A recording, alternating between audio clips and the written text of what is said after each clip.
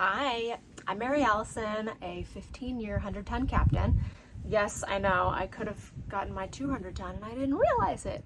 So I am a sailboat dweller, DIYer, and I love doing sailboat projects on the fly, cheap, and kind of by myself, honestly. If you've needed to redo your teak or you just don't even know where to start and you want to go the varnish route, I highly suggest AwlWood.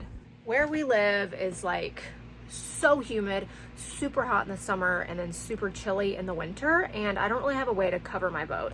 One thing I learned from a friend of mine who is a reclaimed wood specialist, he said that when your teak starts to go gray, it actually starts to just deteriorate. A lot of sailors and a lot of people say, why don't you just let it go gray? And like, I just never felt good about it. And honestly, I felt like it needed to be sealed.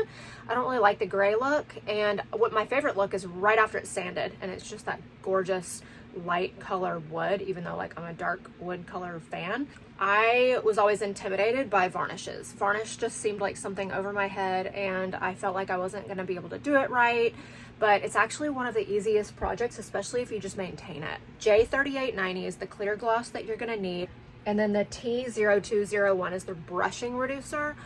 I can't imagine trying to spray the varnish on the boat. I've seen people do it, but this video is just about brushing it. I highly suggest awesome gloves that like fit you like a glove. Don't get your husband's gloves. Don't get the cheap flimsy ones. Get the ones that actually stick to your hand, because you don't want these to like get in your way while you're trying to work with the your material. I do my best to only remove the varnish or only remove the stain when I'm working with my teak, because I want to maintain, like, you want to keep it as thick as possible. So to remove the varnish off of the teak that was previously applied, I use the handy dandy heat gun, and then I use an anvil, and that usually works to take off all the old varnish. From what I remember, AwlWood does not suggest using those varnish removers that like saturate the wood and then you're able to scrub it off. They also don't recommend using alcohol-based cleaners when you are applying the primer or underneath the primer, so I just stuck to acetone and it seemed to be fine. AwlWood has two different types of primers. There's yellow and there's red. This is red on my boat, and my neighbor's boat has yellow. I can't see the difference.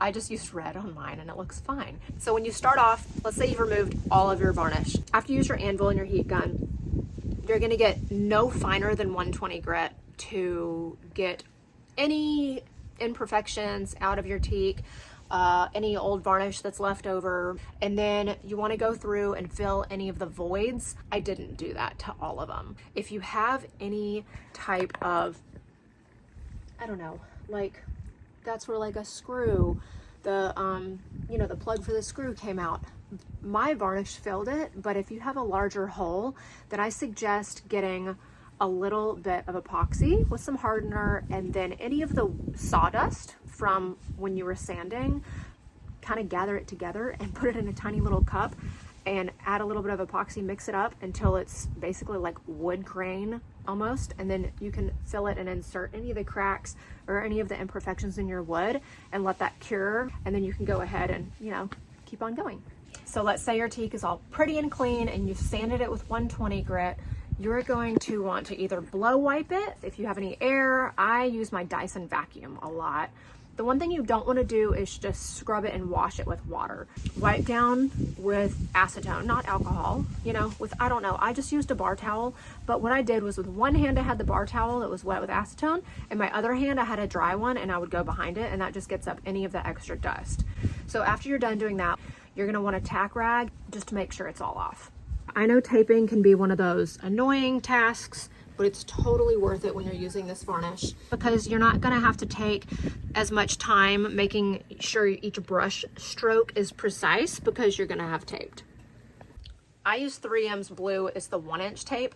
I've learned that if you try to use any of the larger tapes, like 1.5 inches and stuff, it's actually really hard to go around those little corners, back there. Also, one thing about this varnish, it is super toxic. I do not suggest varnishing inside. It actually says in the instructions, don't varnish inside. Like, don't do it in the air conditioning because it actually cures in the humidity, but don't do it inside because you might die. So I use one of these. if I have to. Today I varnished without it because we had a lot of wind, but honestly I probably should have used this. Let's say you've taped your boat, you have 120 gritted sandpaper, not by hand, but I do it by machine. And then I'll take a interface pad and put another 120 grit sandpaper on it and just go through any of the hand areas that you need to spot that you've missed. And then you've blow wiped or you vacuumed, and now you are ready to apply your primer. I chose the red and I applied it by brush. There are super cheap, inexpensive brushes you can get, and then there's the decent brushes that you can buy. But I always suggest like the middle grade brush. Now it's time to apply your primer. You've got it, you can put it in a cup. I use these plastic cups right here. They seem to work really well. I got them at Dollar General. With this, you're not really measuring a whole lot, or for me, you can just kind of eye it.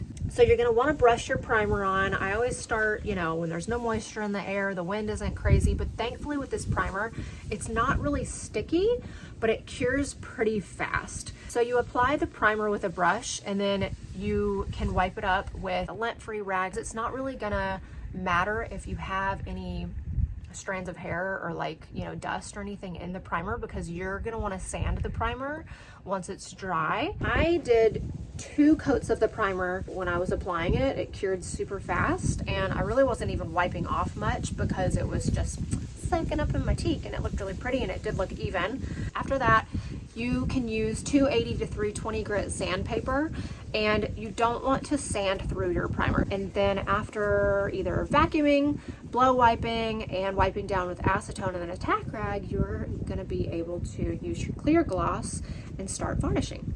The easiest DIY method that I have chosen to apply the varnish is brushing and tipping. All you do is brush about a foot section, and then all you're doing is like trying to pop the bubbles, making sure, you know, and brushing backwards, just making sure that any of the, you know, if you have any runs or if you get any paint bristles in the brush will come out, and then move to your next section. I cannot wait to show you what my boat actually looks like when it's all put back together. This is such an embarrassment. It's just, I just want the paint to be done. So yeah, curing time, it just depends on your weather.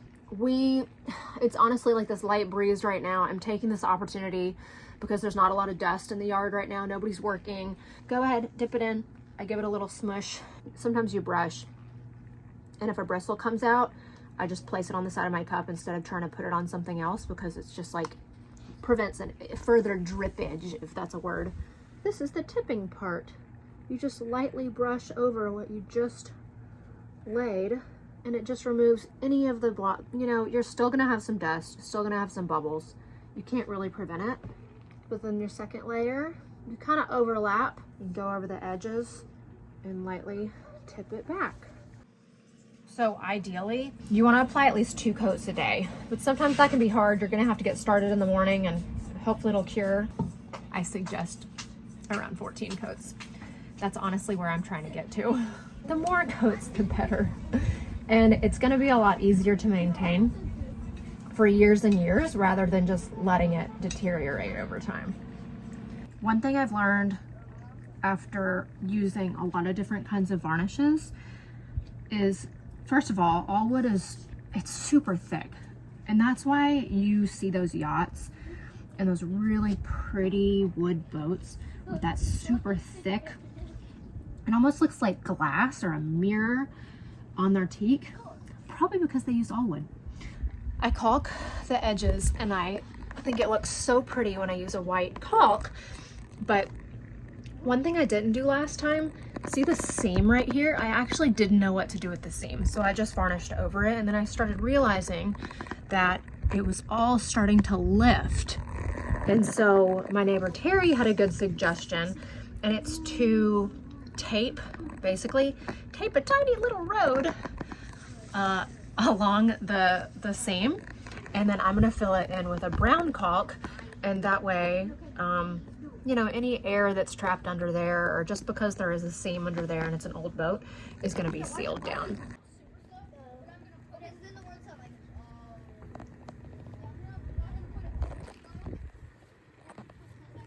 So right now the varnish doesn't look as smooth and flat as I want, but as it cures, it'll get smoother.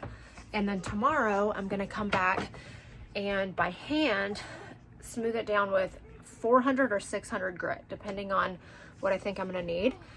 And then I'm gonna lay probably 2 more thin layers, and then it'll be done.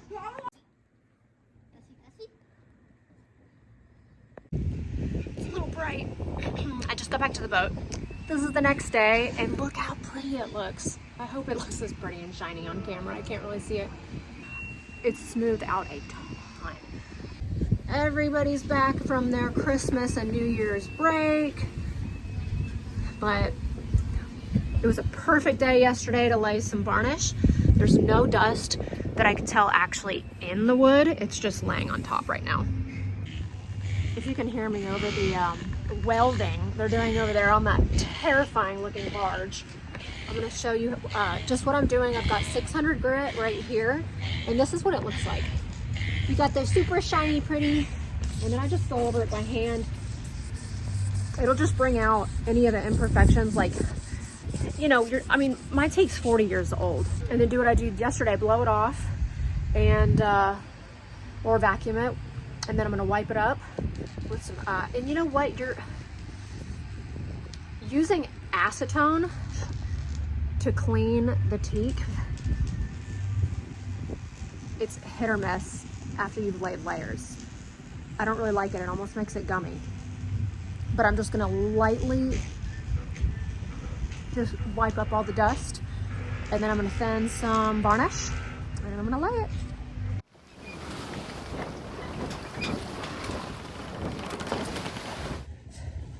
This is actually the part that I hate doing because it's so pretty. I don't want to scuff it up again. But to have these extra 2 layers is gonna be worth it.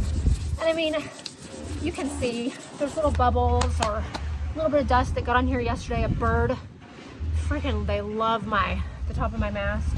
They love hanging out. So got some bird leftovers that I just got out, some sand flat. It's worth it. It's just that part where it's just scuffing up this gorgeous Teak. The varnish looks so good.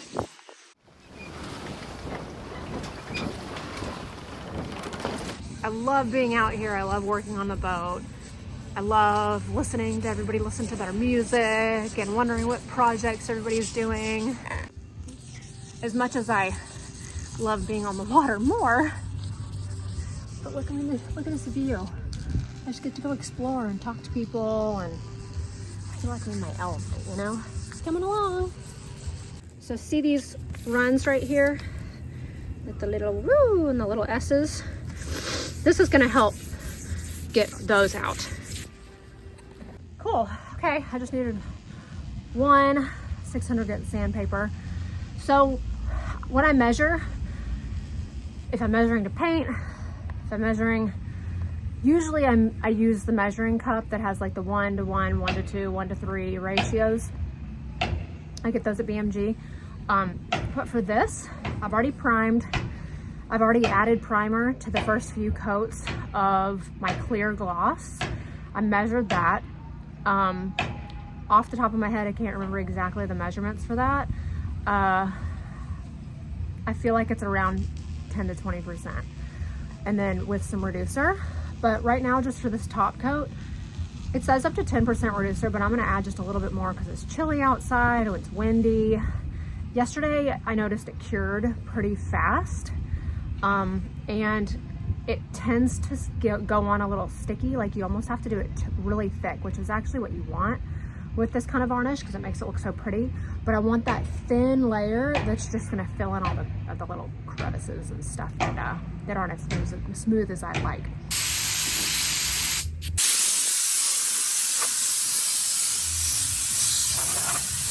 These are awesome towels. They're lintless, not lint-free, but they work really well. They're super soft, super cheap. You can buy them by the box. Got a little bit of acetone, and what I'm gonna do is I'm gonna wipe down the Teak and then follow it with the dry cloth. Wipe it down like this.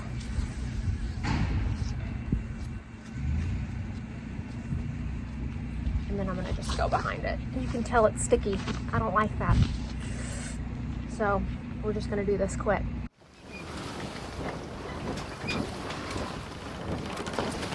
Okay, now it's time to tack rag. You've got your tack rag, right? It's folded up into squares. The way to use a tack rag, you wanna place it in your palm, basically like this. And then you barely brush the wood. You don't wanna leave any of the wax residue that's from the tack rag on the wood, or you're gonna have to wipe that all off. And you just barely brush it over the surface. You just want to get any of the excess dust off that's on the very, very surface that's from your towel. This is not to be used in place of wiping it down, sorry about the shadows, or vacuuming, because this is only going to get tiny, tiny little dust particles off. All grip would probably kill me because I'm not measuring, but I've done this enough. You can eye 10%. It's okay, especially just if you're using a reducer. I mean, to be consistent, if you're doing a huge surface, you want it to be as accurate as possible. The consistency needs to be the same, but the weather changes, which changes it too. So I'm just gonna eye 10% brushing reducer to my gloss.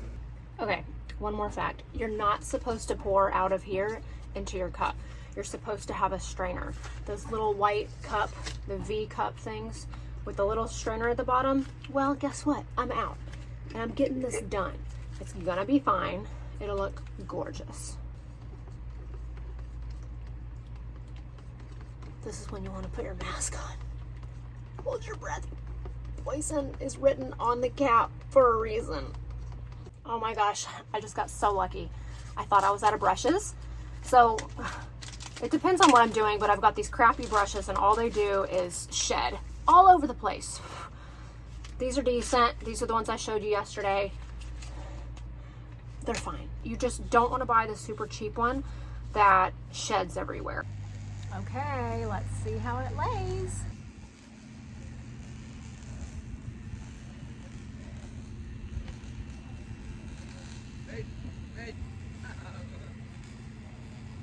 Yeah, this is gonna be good.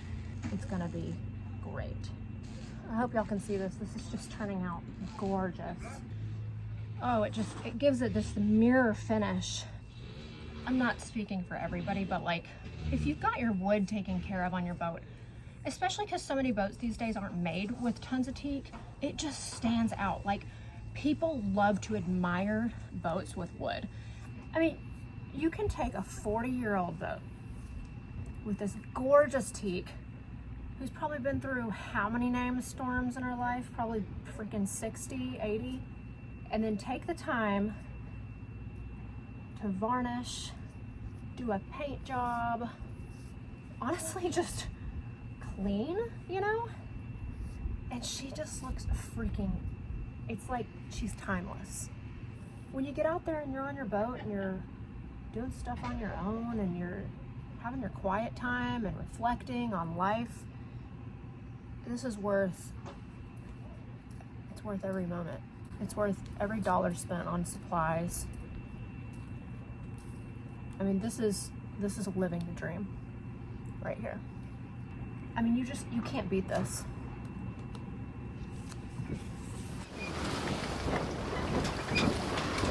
It is so windy today, and unfortunately, part of my teak ended up being a little dull. And so I'm gonna do another video on how to remove any of the dullness, if there's any moisture that laid on your teak when it was curing. But part of my teak is super shiny and pretty. But I'm just gonna go over it with one more session of 600 grit and then lay another layer of varnish, and I think it's gonna be absolutely perfect. But I really hope that this video helped you. My goal is to teach you how to do all the projects that I do so you don't have to hire out somebody to do it. And so you feel so proud of yourself for doing an awesome job. I hope you'll have an awesome rest of your day. Give this video a thumbs up and subscribe. Have a good rest of your day.